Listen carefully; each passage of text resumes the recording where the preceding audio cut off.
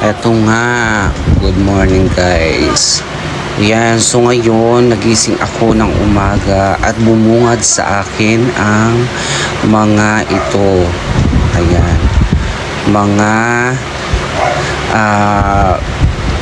bumbero. Ayan, so may sunog sa kabilang street ng aming lugar, Barangay 598. So ayan, naghahakot na yung mga iba ng mga gamit. Yan, para maano yung mga kung ano-anong gamit ang maligtas. Pero yung mga iba ay talagang walang nabitbit na kahit ano. Bitbit lang ang sarili dahil sa sobrang lakas ng sunog.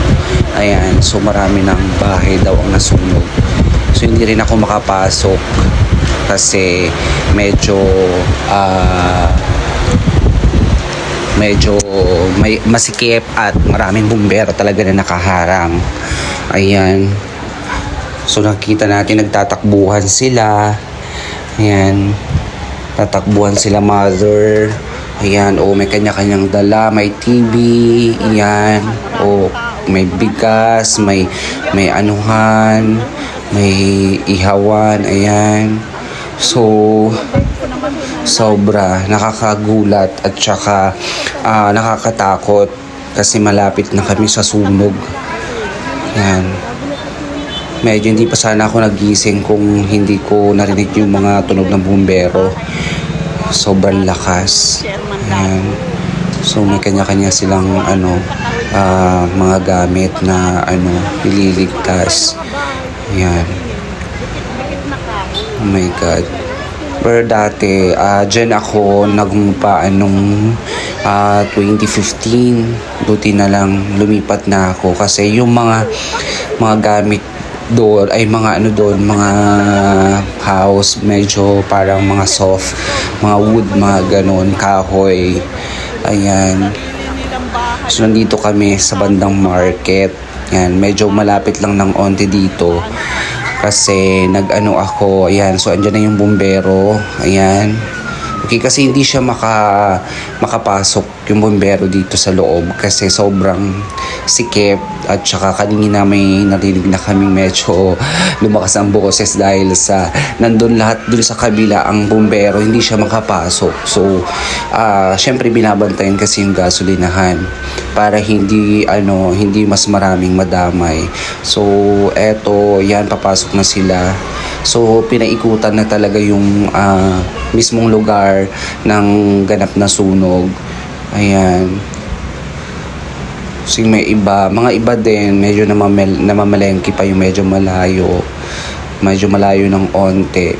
Pero ako talaga, sinave ko na yung papers ko, yung mga documents, yung mga konting damit, tsaka yung mga IDs. Importante lang naman yun para at least, di ba, yung mga bagay na yan napapalitan naman. So basta bitbit mo yung documents kasi mahirap magdala ng documents, mahirap maghanap ng documents at magkuha ng documents. So dapat bitbit mo yan. Ayan. Syempre, of course, magdala ka ng konting gamit para at least may gamitin ka if ever man. Ayan. So ako dito, naghahanap din ako ng bilihan ng sinigang sa magluluto kasi ako ng sinigang.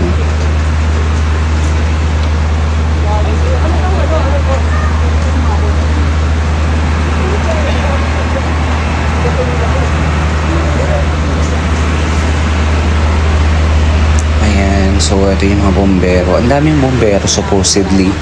So, etong bombero dito sa part na to is almost something like mga 9 bombero.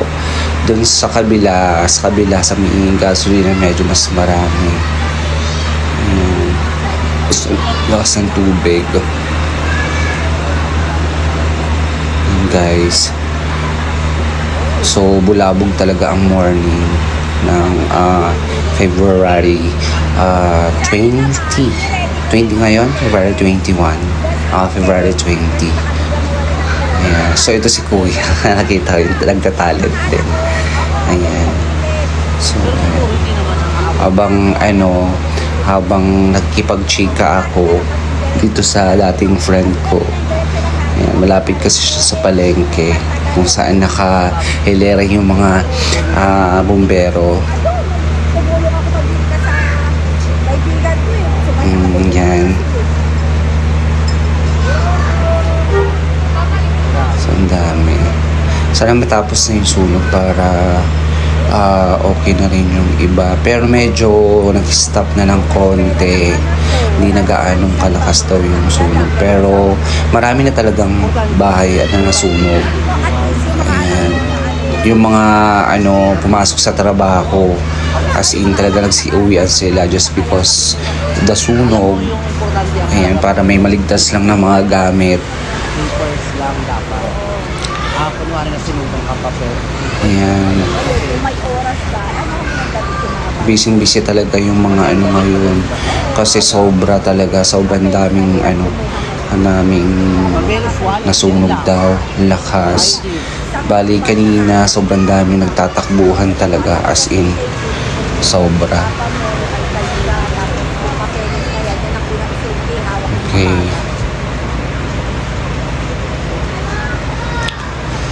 Ayan. So medyo matagal ang ating video kasi sunog na. Ayan.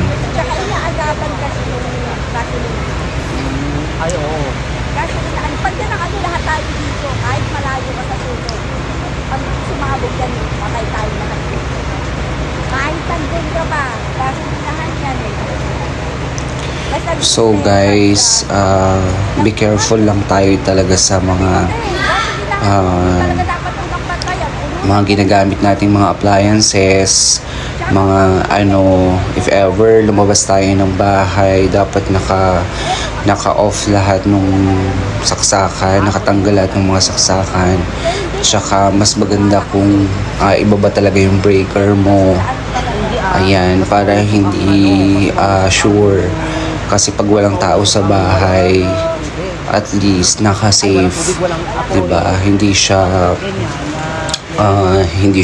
ka mag-aalala na walang possible na magkaroon ng sunog or emergency, something like that. Mga ano ng papel, mga sumabog dito, kaya ka pinapasok. 'Di ba? Umaga din nakimarites ako. Ayan. So tapos na rin akong kumain ng breakfast. Yan, kumain na rin ako dyan sa malapit sa may mga bumbero. Kasi, ayan, habang nakikimarites ako,